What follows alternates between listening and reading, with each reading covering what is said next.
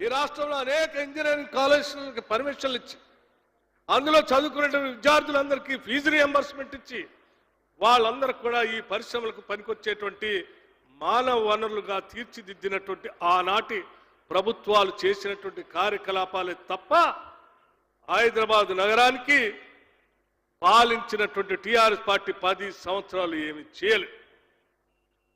చేయకపోగా ఈనాడు కాంగ్రెస్ ప్రభుత్వం ఈ రాష్ట్ర ముఖ్యమంత్రి మున్సిపల్ శాఖ కూడా వారి దగ్గరే ఉంది.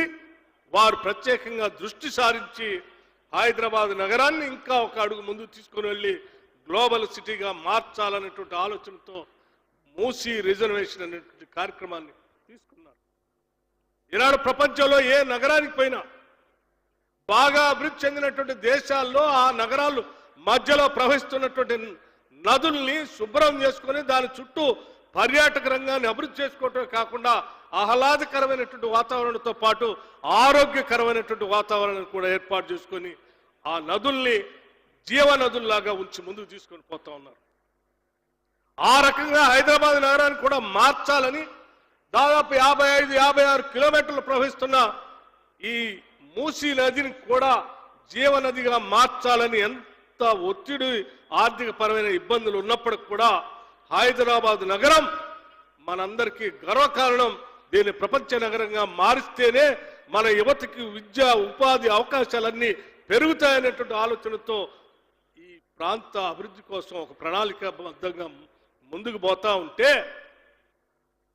అభివృద్ధి జరిగితే మూసీ రిజర్వేషన్ జరిగితే గోదావరి నీళ్ళని తీసుకొచ్చి మూసీలో ప్రవహింపజేస్తే అక్కడ పర్యాటక రంగం అభివృద్ధి చెందితే అక్కడ ఉన్నటువంటి ప్రజలందరికీ ఆరోగ్యకరమైన జీవితం వస్తే కాంగ్రెస్ ప్రభుత్వానికి మనం ఏమి కదల్చలేము అనేటువంటి ఒక భయంతో ఏదో రకంగా దీనిపైన బురద జల్లి ప్రజలకు తప్పుడు సమాచారం ఇవ్వాలనేటువంటి ఆలోచనతో కుట్రపూరితంగా బీఆర్ఎస్ పార్టీ వారి సోషల్ మీడియాను ఉపయోగించి అక్కడ ఉన్నటువంటి పేదవాళ్ళందరినీ తొలగిస్తా ఉన్నారు. ఇది అన్యాయమని నానాయాగి చేస్తా ఉన్నారు. ముఖ్యమంత్రి గారు చాలా స్పష్టంగా చెప్పారు, మంత్రులు చాలా స్పష్టంగా చెప్పారు. మూసీ నది పరివాహక ప్రాంతంలో నివసిస్తున్నటువంటి ప్రజలు పేదవాళ్ళందరూ కూడా గతి లేకనే పాపం ఇబ్బంది పడుతూ ఆ మురికి వాసన భరిస్తూ అక్కడ జీవనం సాగిస్తా ఉన్నారు. వాళ్ళకు కూడా మనం మంచి జీవితం ఇవ్వాలి అనేటువంటి ఆలోచనతో అక్కడ అభివృద్ధి చేసి అక్కడ పట్టాలు ఉన్నా పట్టాలు లేకపోయినా పేదవాళ్ళు పొరపాటున మూసీ నదిలో గుడిసెలేసుకొని బతుకుతుంటే కూడా వాళ్ళను కూడా లెక్కగట్టి అభివృద్ధి చేసిన మూసీ పరివాహక ప్రాంతంలోనే అందమైన టవర్లు కట్టి ఆరోగ్యకరమైన వాతావరణంలో వాళ్ళకి అక్కడే ఇల్లు ఇస్తామని చెప్పి పదే చెప్పి వారి వ్యాపార వృద్ధి కోసం పిల్లల చదువు కోసం వాళ్ళ మహిళల అభివృద్ధి కోసం కావాలనంటే అవసరమైతే వడ్డీ లేని రుణాలు కూడా ఇచ్చి ఆ మహిళల అభివృద్ధి కోసం బాగు చేస్తామని చెప్పి ప్రభుత్వం పదే చెప్తా ఉంటే వాళ్ళు కూడా బాగుపడకూడదు. ఆ పేదవాళ్ళు అట్లాగే ఉండాలి, వాళ్ళ ఇల్లు లేకుండానే ఉండాలి, ఆరోగ్యకరమైన జీవితం వాళ్ళకు వద్దు, మురికి కోపంలోనే ఉండాలి, వాళ్ళు అట్లుంటేనే బాగుంటుంది అనేటువంటి ఒక కుట్రపూరితమైన ఆలోచనతో BRS party Bharatiya Janata party కావాలని బురద జల్లే కార్యక్రమం చేస్తా ఉన్నారు. మిత్రులారా, ఆలోచన చేయండి. ఒక మంచి కార్యక్రమం చేద్దాం అనుకున్నప్పుడు, ప్రజల జీవితాన్ని బాగు చేద్దాం అనుకున్నప్పుడు, మన నగరాన్ని ప్రపంచవ్యాప్తంగా మార్చడం కోసం ప్రయాసపడుతున్నప్పుడు నిజంగా నగరం మీద ఏమాత్రం ప్రేమ ఉన్నా, పేదవాళ్ల మీద అభిమానం ఉన్నా అందరం ముందుకొచ్చి అభినందించి ప్రోత్సహించాల్సింది పోయి కావాలని కుట్రపూరితంగా చేస్తున్నటువంటి ఈ కార్యకలాపాలు చూస్తూ ఉంటే నిజంగా బాధ అనిపించే ఈరోజు మీ అందరికీ ఈ విషయాలు చెప్తా ఉన్నాను. ఆలోచన చేయండి. ఈ నగరం మనది, మూసీ నది మనకు అంది వచ్చిన వరం. దాన్ని బాగు చేసుకుని నగరాన్ని అభివృద్ధి చేసుకుందాం.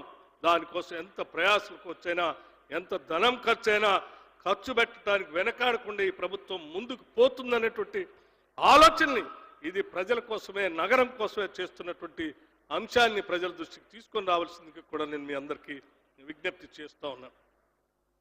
వారు ఈ చేసే కార్యకలాపాలని అడ్డగిస్తూ వాళ్ళు ఇబ్బంది పడుతున్నారు కదా ప్రజలంటే, ముఖ్యమంత్రి గారు ఒక మాట అన్నారు, ఆ బాధపడుతున్నటువంటి ప్రజల బాధని ఒక్కసారి గమనిస్తే మీరెవరు ఈ రకంగా మాట్లాడరు.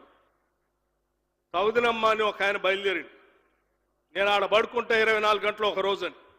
ఒకరోజు కాదు, నువ్వు నీ కుటుంబం చిరస్థాయిగా అక్కడ గుడి చేసుకొని మూసీ నది మధ్యలో మురికొప్పలో బతుకుతూ జీవితం సాగిస్తూ చూపిస్తే అప్పుడేమన్నా అర్థం ఉంటుంది.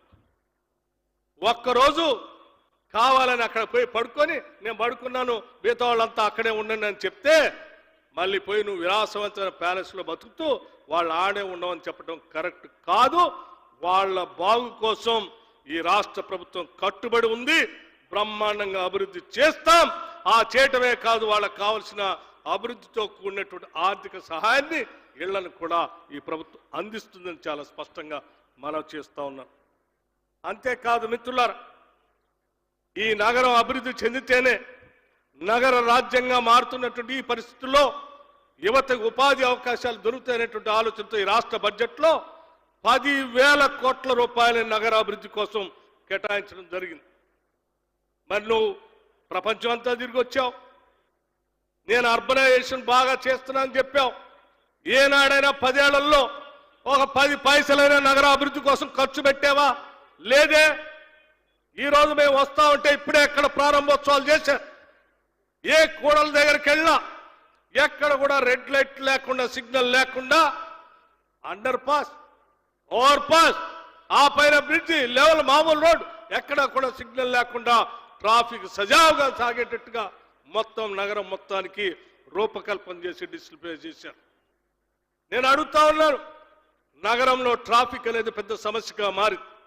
ఆ మారిన సమస్యకు పరిష్కారం చూపించడం కోసమే ఈరోజు నగరంలో రోడ్ల అభివృద్ధి చేయడమే కాకుండా కావలసిన నిర్ణయాలన్నీ తీసుకొని బడ్జెట్ కేటాయించి ముందుకు పోతా ఉన్నాం. మిత్రులారా, నగరాభివృద్ధి కోరుకునేటువంటి ప్రతి వ్యక్తికి నేను విజ్ఞప్తి చేస్తా ఉన్నాను.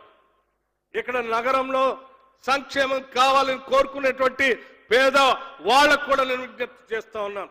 ఈ నగరంలో 300 నుంచి 400 వరకు స్లమ్స్ ఉన్నాయని, ఆ స్లమ్స్ లో నివాసం ఉంటున్నటువంటి ప్రజలకు సంబంధించిన మహిళలందరికీ కూడా మెప్మా ద్వారా కొన్ని వేల కోట్ల రూపాయలతో వడ్డీ లేని రుణాలు ఇప్పించి వాళ్ళందరినీ వ్యాపారంలో భాగస్వాములు చేయాలని చెప్పి కూడా ఈ రాష్ట్ర ప్రభుత్వం ఆలోచన చేస్తా ఉంది.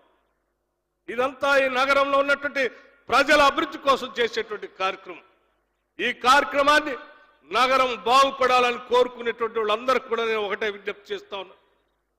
డ్రగ్ ఫ్రీ చేయాలనే ఆలోచన, కాలుష్యం లేకుండా ఉండాలి, నగరాన్ని చేయాలనేటువంటి ఆలోచన మనం అందరం హర్షించాలి. ఈ నగరంలో జీవించాలనుకునే ప్రతి వ్యక్తి కూడా ఈరోజు ఢిల్లీ పోతే 3-4 రోజుల కంటే ఎక్కువ ఉండలేనటువంటి పరిస్థితి ఉన్నటువంటి తరుణంలో హైదరాబాద్ లో కూడా భవిష్యత్తులో కాలుష్యం వస్తే ప్రమాదకరంగా మారుతుందని ప్రపంచం అంతా నగరాభివృద్ధి జరుగుతున్న నగరాలకి ఒక సమాచారం ఇస్తున్న తరుణంలో ముందు చూపుతో ఈ రాష్ట్ర ప్రభుత్వం కాలుష్యం లేని నగరాన్ని, హైదరాబాద్ నగరాన్ని భవిష్యత్ తరాలకి అందించాలనేటువంటి ఆలోచనతో ఈ రాష్ట్ర ముఖ్యమంత్రి గారి నాయకత్వంలో యావత్ మంత్రి మండలి మొత్తం నిర్ణయం తీసుకొని ముందుకు పోతా ఉంది.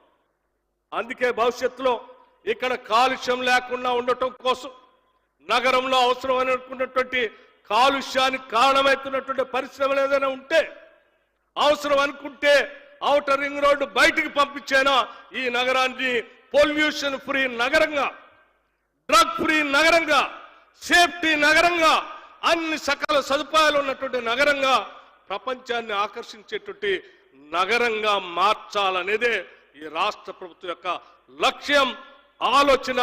ఈ ఆలోచనని విఘ్నులైన నగర వాసులందరూ కూడా విజ్ఞప్తి చేస్తున్నాం. దీవించండి, ఆశీర్వదించండి. ఈ ప్రభుత్వం ప్రజల ప్రభుత్వం, మన ప్రభుత్వం, మనం అందరం కలిసి నిర్ణయాలు తీసుకున్నటువంటి ప్రభుత్వం. ఇది దొరల ప్రభుత్వం కాదు, గడిల ప్రభుత్వం కాదు. అత్యంత స్వేచ్ఛాయుతంగా, ప్రజాస్వామ్యతంగా నిర్ణయాలు తీసుకొని ప్రజల సంక్షేమం కోసం, భవిష్యత్తు కోసమే, ఈ నగర భవిష్యత్తు కోసమే పనిచేస్తున్నామని చెప్పి మీ అందరికీ మనవి చేస్తూ, ఇంకా అనేక అభివృద్ధి కార్యక్రమాలు, ఎన్నో కార్యక్రమాలు ఈ నగరం కోసం రూపకల్పన చేశారు. ఆ విషయాలన్నీ కూడా ముఖ్యమంత్రి గారు మీ అందరికీ సవివరంగా వివరిస్తారు. ఈ కొద్ది సమయం ఇచ్చిన మీ అందరికి కూడా మనస్ఫూర్తిగా నేను అభినందనలు ధన్యవాదాలు తెలియజేస్తూ ఈ నగర అభివృద్ధి కార్యకలాపాల్లో మనం జరుపుకున్నటువంటి ఉత్సవాల్లో రేపు 7, 8, 9 తారీఖుల్లో కూడా హైదరాబాద్ నగరంలో 3 రోజులు ఒక పెద్ద కార్నివాల్ కార్యక్రమాన్ని, ఒక పెద్ద ఎత్తున ఉత్సవాలను మనం జరుపుకుంటున్నాం. నగర వాసులందరికీ కూడా విజ్ఞప్తి చేస్తున్నాం, ఈ ఉత్సవాల్లో 7, 8, 9 తారీఖుల్లో కూడా పెద్ద ఎత్తున పాల్గొనవలసిందిగా మీ అందరికీ సవినయంగా మనవి చేస్తూ సెలవు తీసుకుంటున్నాను.